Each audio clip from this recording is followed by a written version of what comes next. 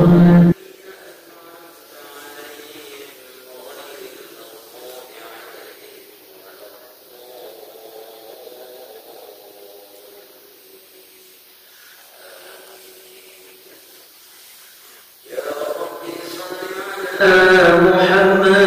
يا ربي صل عليه وسلم يا ربي صل على محمد يا ربي صل عليه وسلم يا ربي بلغه الوسيلة يا ربي خصه بالفضيلة يا ربي صل على محمد يا ربي صل عليه وسلم يا ربي وارض عن الصحابة يا ربي وارحم والدينا يا ربي صل على محمد يا ربي صل عليه وسلم يا ربي وارحم كل مسلم يا ربي وارحمنا جميعا يا ربي صل على محمد يا ربي واصلح كل مصلح يا ربي واكفي كل مؤذي يا ربي صل على محمد يا ربي صل عليه وسلم يا ربي وارزقنا الشهادة يا ربي حطنا بالسعادة يا ربي صل على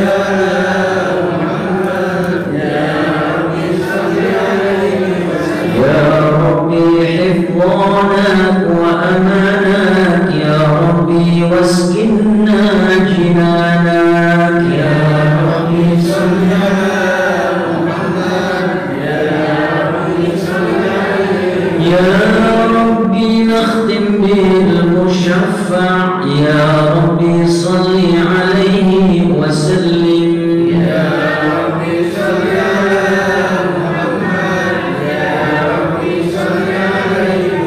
اللهم صل وسلم وبارك عليه وعلى آله. بسم الله الرحمن الرحيم. قال المؤلف رحمه الله تعالى ونفعنا بعلومه في الدارين آمين. Pada minggu yang lalu kita sudah membahas tentang saat kelahiran Rasulullah Shallallahu Alaihi Wasallam, di mana awwalu fadilatul mu'jizat, mukjizat pertama dan utama yang muncul, yang ada pada diri Rasulullah SAW adalah saat kelahiran beliau, khumudina Faris, hancurnya, padamnya api bangsa Persia. Persia itu sekarang Iran ya. Wasuquti syurufah, dan hancurnya gedung-gedung gedung-gedung yang dibangun, atau gedung-gedung, atau kalau istana-istana hancur berantakan. Nah, kemudian pada lanjutan dari kelahiran, kisah kelahiran Kanjeng Nabi, walumiyat asyayatinu minas sama'i bisyu'ubil muhriqah. Dengan kelahiran Rasulullah SAW atau kelahiran Nabi SAW,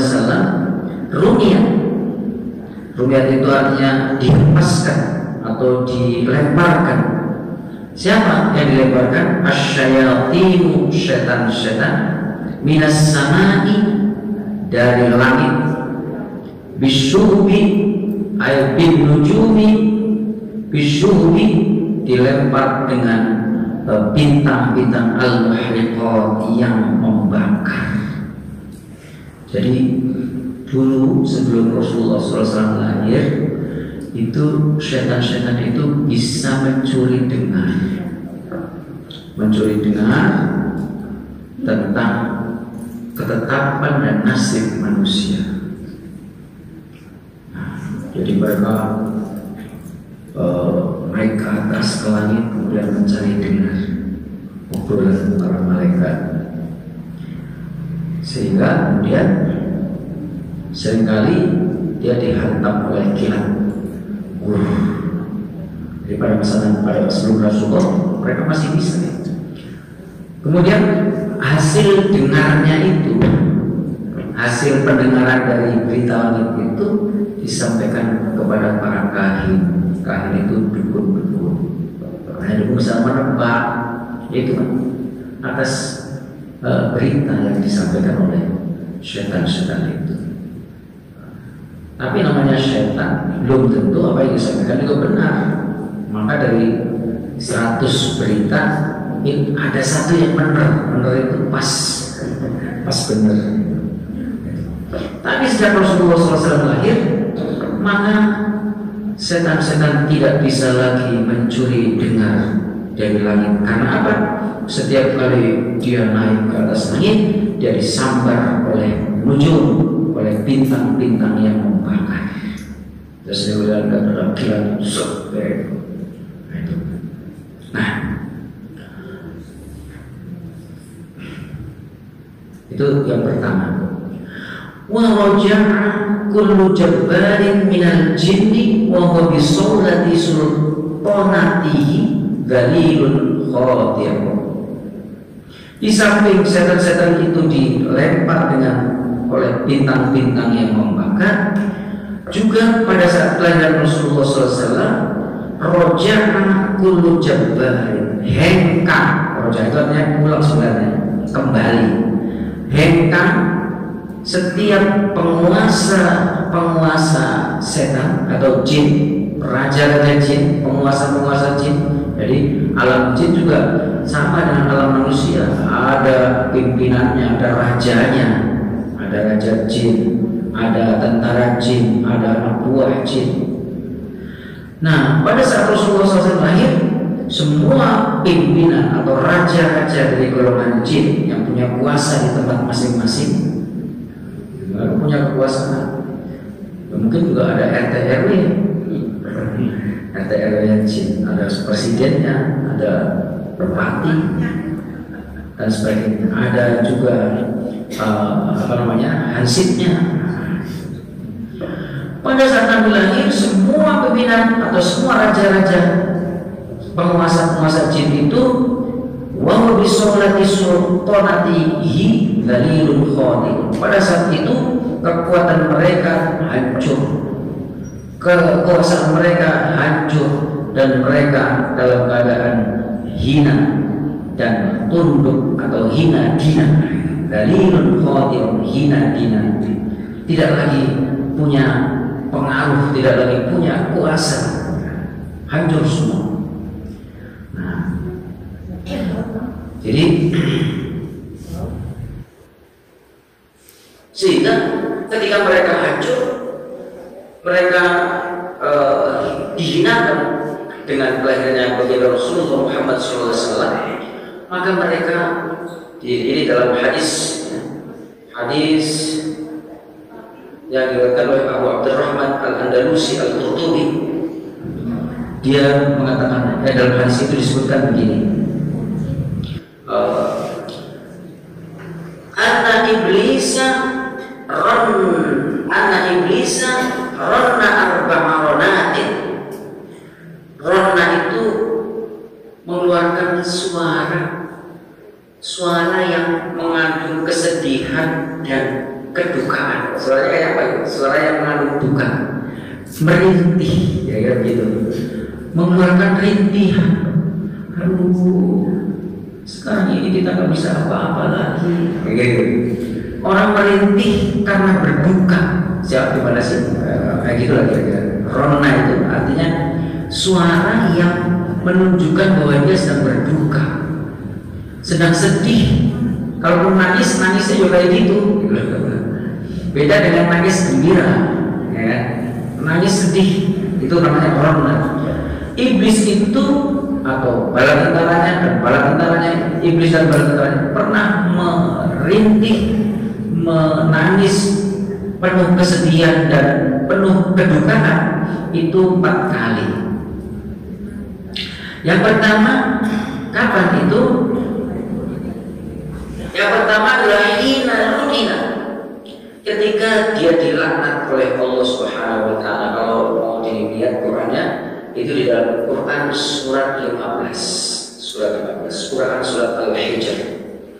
Dalam surat Al-Hijr itu disebutkan di sana ketika Allah Subhanahu wa taala berfirman kepada para malaikat, ayatnya ini, wa idh qala rabbuka lil malaikati inni khaliqun basharan min salsalin min hama'in masnun fa idza sawaituhu wa nafakhtu fihi min ruhi faqa'u lahu sajidin fasajadal malaikatu kulluhum ajma'un illa iblis aba ay yakuna ma'as sajidin.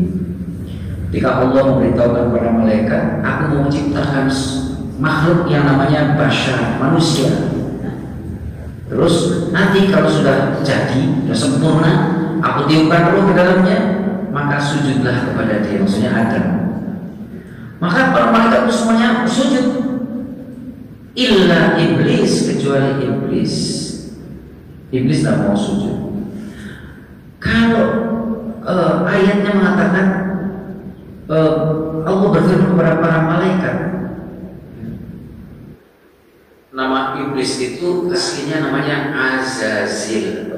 Lihat ya, Azazil itu bapak moyangnya iblis itu namanya Azazil.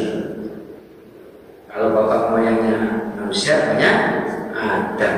Sama-sama hanya Azazil, kalau manusia Adam. Jadi Azazil ini sebelum dia melanggar, sebenarnya dia itu komandan atau pimpinan dari komunitas para malaikat. Di dalam kitab Suhfatut Tafasir yang ditulis oleh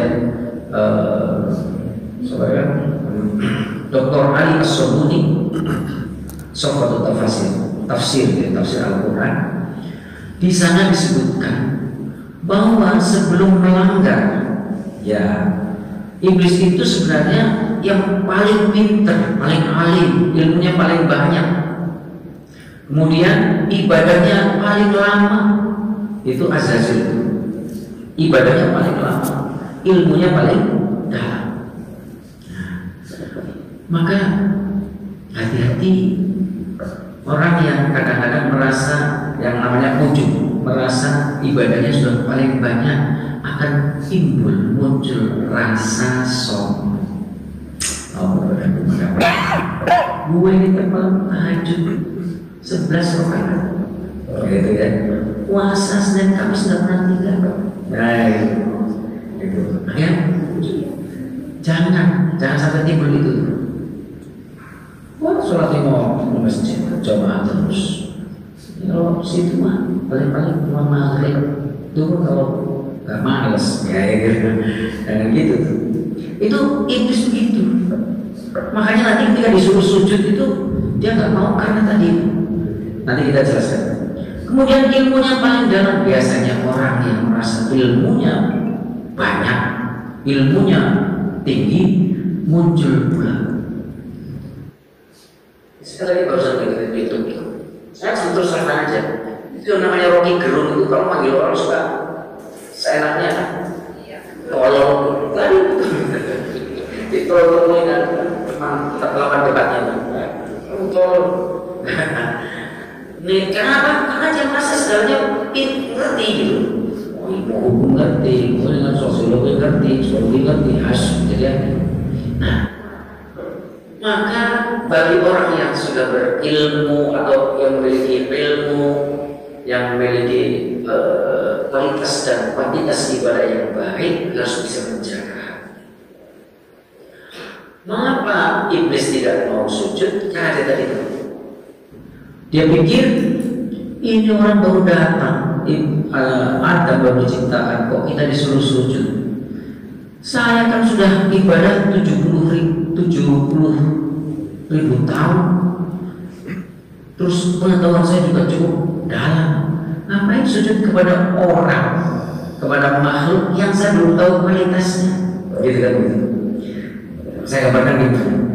Di kantor itu ada kantor pimpinannya, ada direkturnya, lalu dikirimlah orang ke situ masuk, lalu orang suruh hormat gitu loh, hormat pada orang yang datang, hormat pada dia, padahal orang datang belum tahu kualitasnya dia, loh kok tiba-tiba suruh hormat sebaliknya, pasti nggak mau lah, kayak begitu. Nah iblis juga begitu. Kemudian illa iblis aba ayyakuna ma'as sajidin. Lalu Allah berfirman, ya iblis, malaka alla takuna ma'as sajidin? Kenapa kamu enggak mau sujud?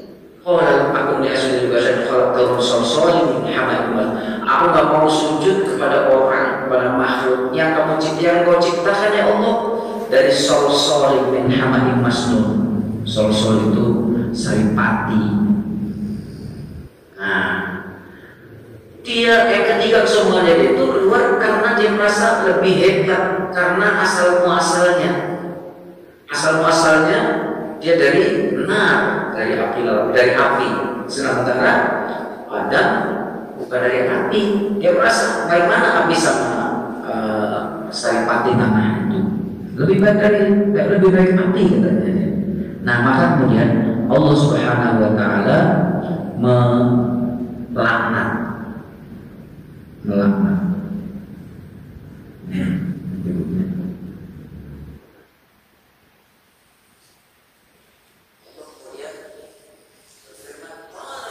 Minha fa innaka rajim.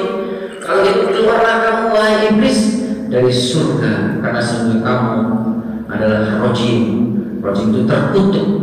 Wa inna alaikal laknata ila yaumiddin. Ini Allah mengatakan bagimu, atasmu laknat sampai hari kiamat. Ketika Allah bilang engkau dilaknat sampai hari kiamat, maka iblis menangis dengan suara yang menyedihkan, suara orang yang sedih, suara orang yang sedang berduka. Itu yang pertama.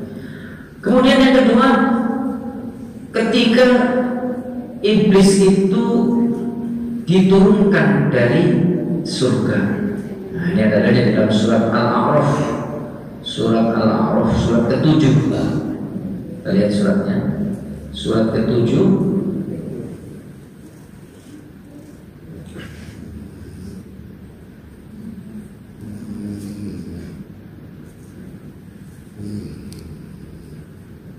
Surat ke-7.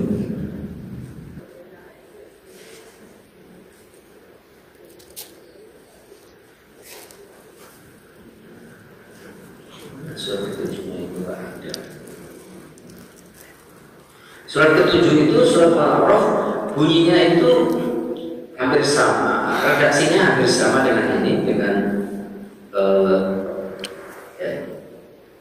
surat Al-A'raf. Surat ke-7 ayat ke-12 dan 13. Bunyinya begini. Qala ma mana'aka alla tasjuda id amartu. Allah bertanya kepada iblis ketika dia menolak untuk sujud, apa sih yang menghalangi kamu untuk sujud ketika aku perintahkan kepadamu wahai iblis? Qala ana khairun minhu. Aku lebih baik daripada dia. Khalaqtani min nar. Kau ciptakan aku dari api, wa khalaqtahu min tin, sedangkan engkau ciptakan dia dari tanah. Baik mana tanah dan api? Qala fahbit minha fama yakunu laka an tatakabbaru fiha fa akhruj innaka minas sagirin. Maka Allah sudah mengusir iblis karena nggak pantas dia di sana dan nggak pantas pula dia menyombongkan diri. Ya. Nah, maka pada saat itu kemudian iblis pun menangis dengan sedih, suaranya sedih, suara orang berduka.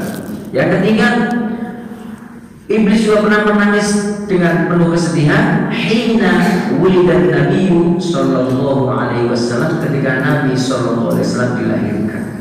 Apa dia bilang ketika Nabi dilahirkan? Ini adalah riwayat Ibnu Abi Hatim dari Ikrimah rahimahullah taala.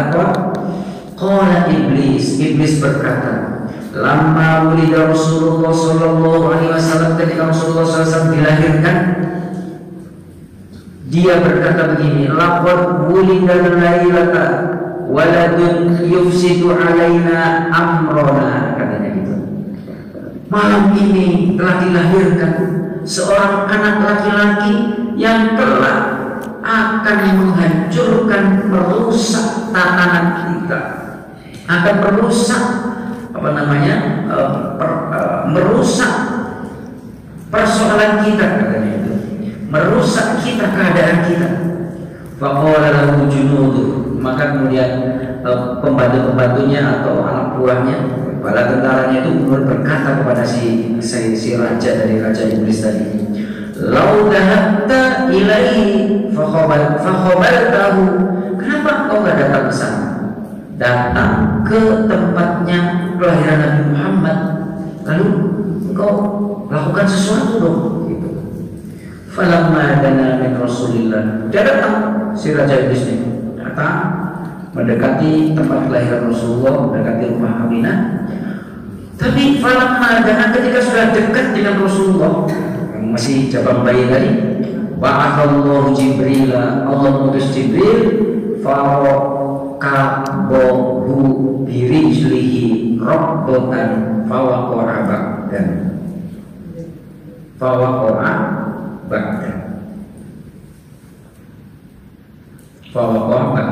din.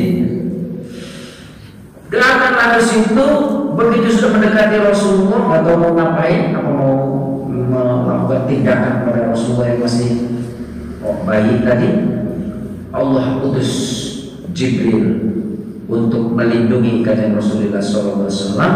Maka iblis pun ditendang oleh Jibril dengan kakinya, robotan satu kali tendangan, maka iblis pun terkapar, tersungkur. Nah, itu nanti waktu lahirnya sudah seperti itu. Nah, kemudian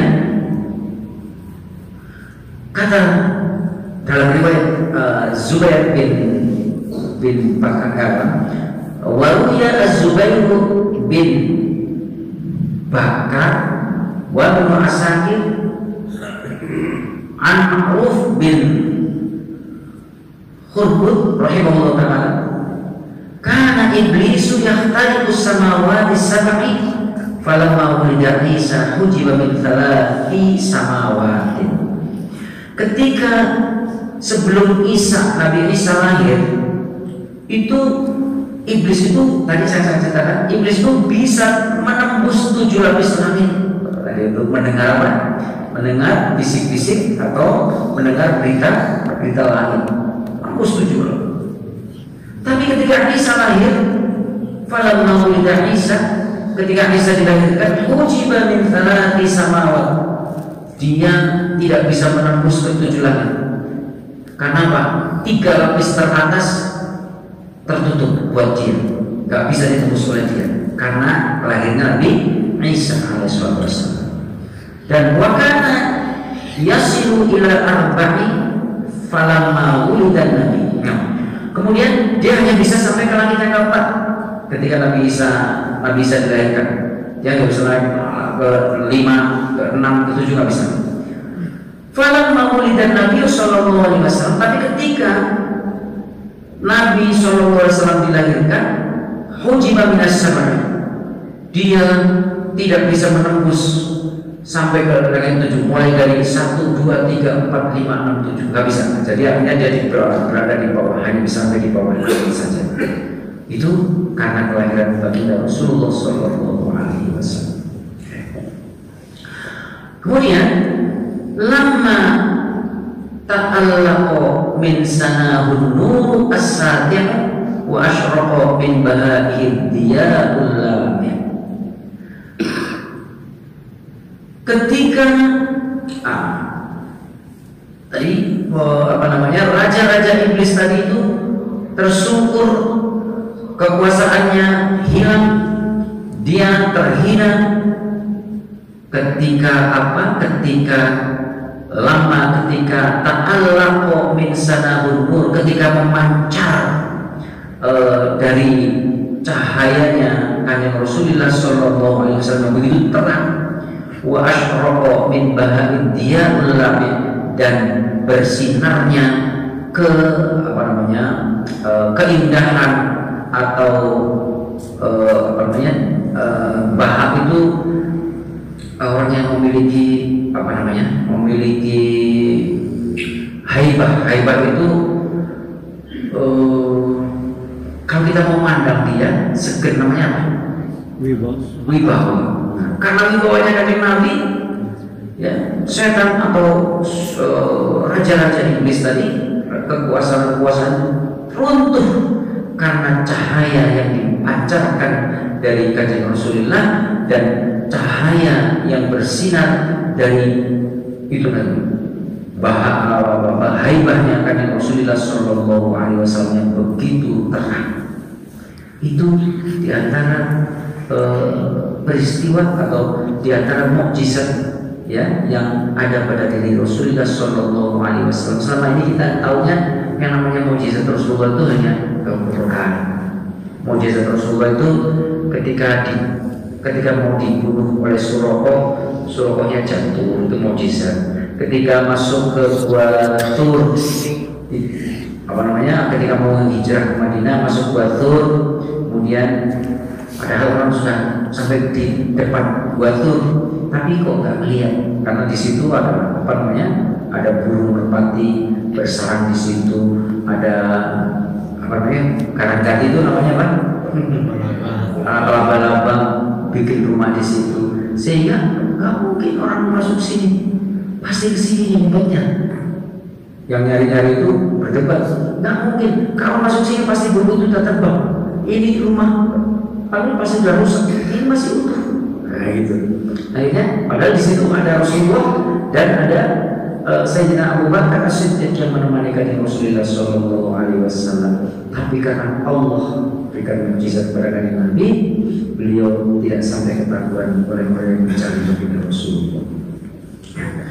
Hatta uridum 'alal maradi'. Jadi sampai cahaya yang diperlihatkan dari mukjizat Kanjeng Nabi tadi, sinar yang dipancarkan, tentu tidak seperti sinar lampu ini, ya, tapi kita memandang bayi Kanjeng Rasulullah itu seperti menyenangkan, menenangkan, ya, membuat hati kita itu tenang karena cahayanya yang begitu terang. Cahaya di sini adalah kinayah, kan, bukan arti cahaya dalam arti seperti lampu ini. Sampai kapan?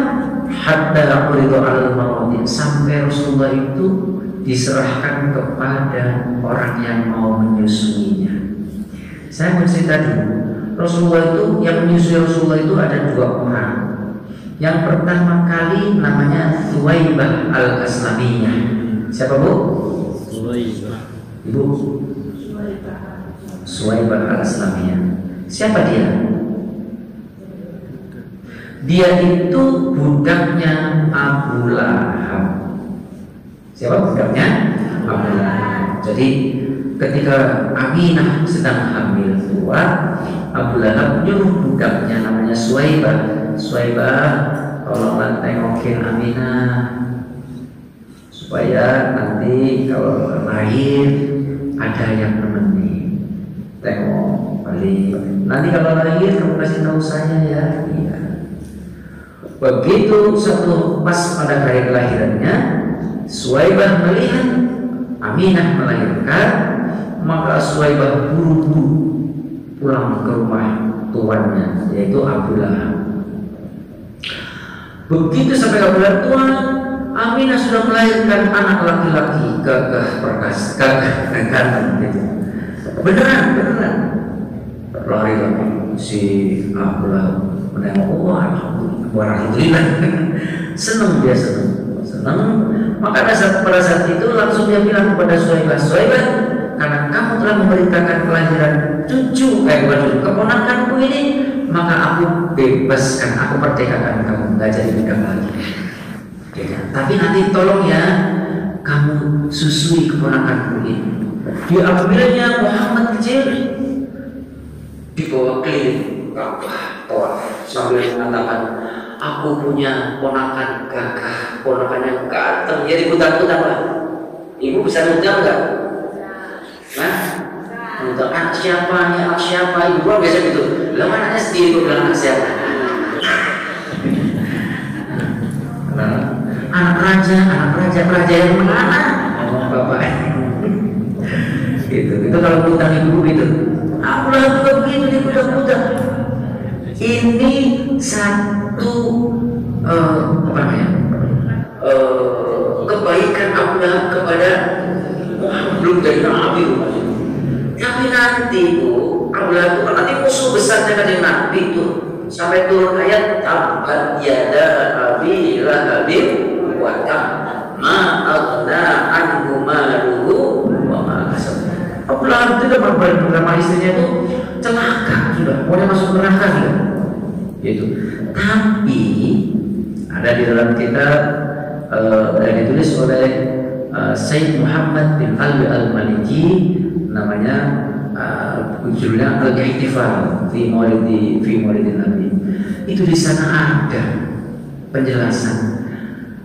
Saking gembiranya menyambut kanjeng Nabi Muhammad kecil, saking gembiranya sekali karena kelahiran Nabi. Dia setiap hari Senin sepanjang masih ada hari Senin, setiap hari Senin dia azabnya diringankan oleh Allah, dan dari telunjuknya keluar air untuk menetesi tenggorokannya yang kering. Idza kana hadaka firun jaa bidammihi itabat yadahu sayangnya apa lupa. Apabila Abu Lahab saja yang kafir dan sudah dicela oleh Al-Quran dengan surat tabat yadahu, tapi setiap hari Senin dia mendapatkan keringanan siksa dan mendapatkan cucuran air mata, cucuran air minum dari dirinya. Bagaimana dengan orang bagaimana dengan orang yang mencintai Rasul, mengikuti sunnahnya, kemudian mati dalam keadaan dalam keadaan bertauhid, beriman kepada Allah dan Rasulnya. Bagaimana coba? Wong yang kafir saja dapat syafaatnya kanjeng Nabi, banyak karena cinta, senang ketika Nabi lahir.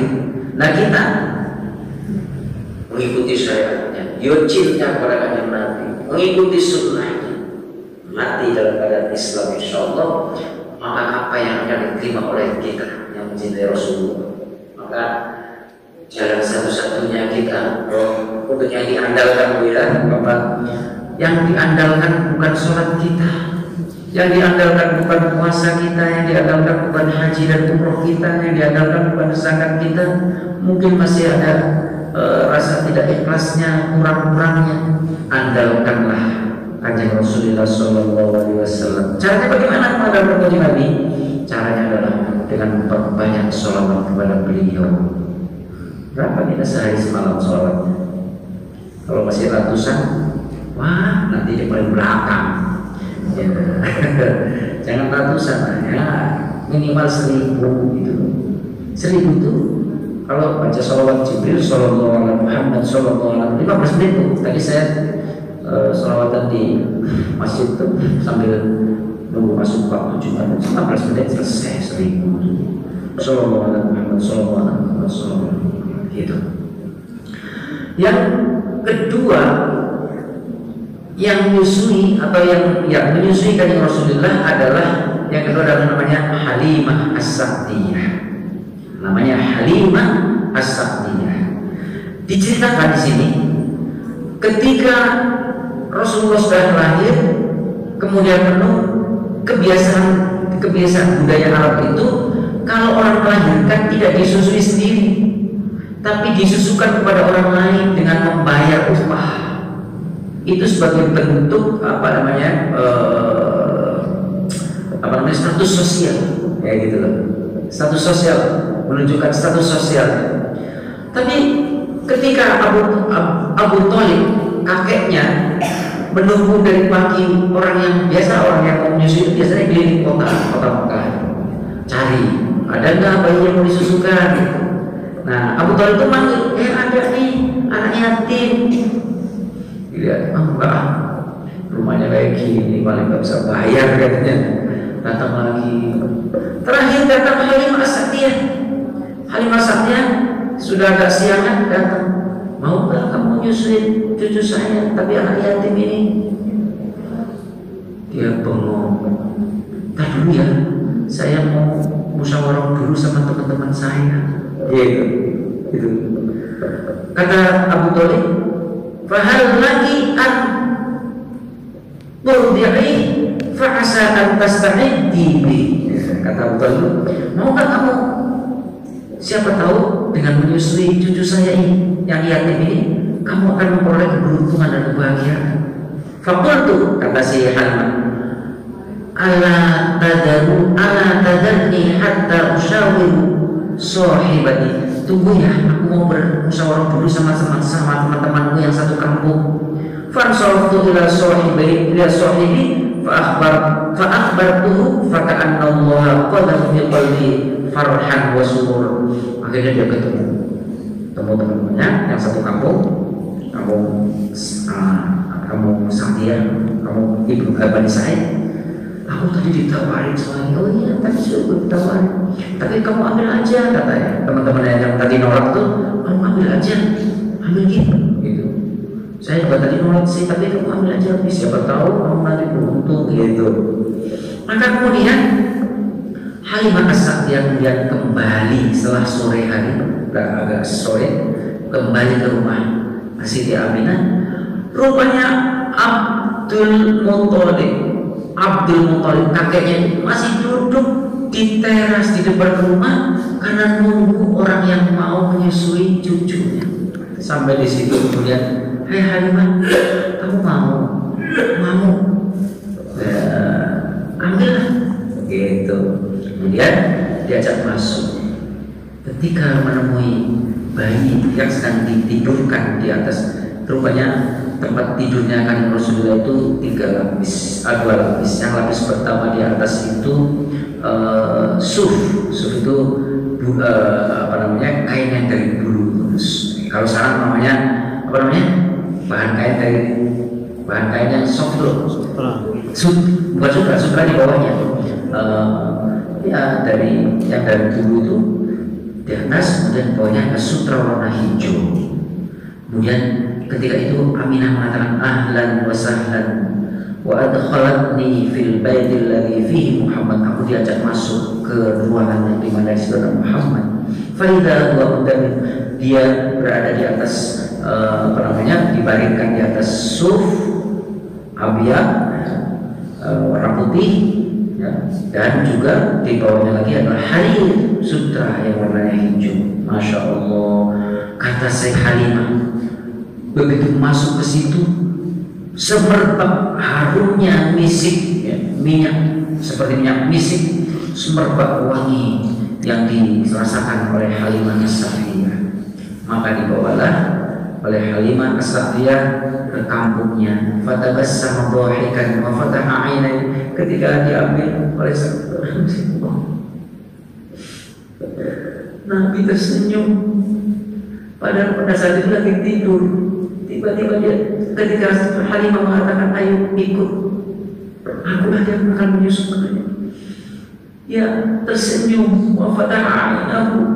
Kemudian kata Halimah, dia buka kedua matanya. Fa kharaja min 'ainihi nur.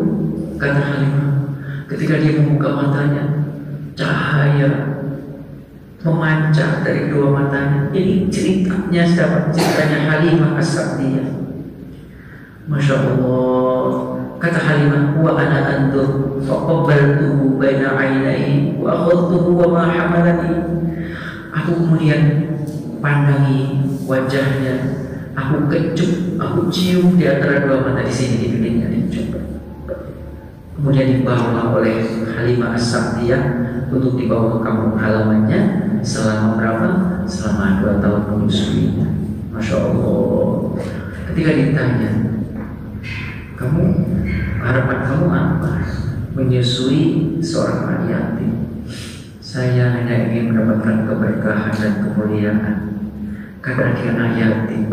Yatim itu siapapun yatimnya, mau yatimnya orang Islam, mau yatimnya orang Muslim. Kalau yatim itu kita itu harus ikut turut mengurus, turut mendidik, turut menjaga.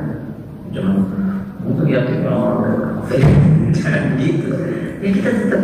Nah itu kalau sudah dewasa, ya itu udah tanggung jawabnya dia sendiri.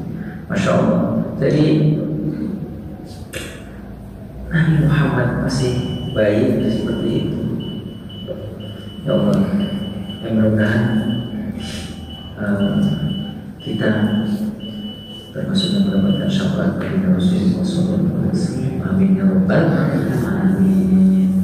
Wallahu a'lam bishawab. Mudah-mudahan manfaatnya. Wassalamualaikum warahmatullahi wabarakatuh.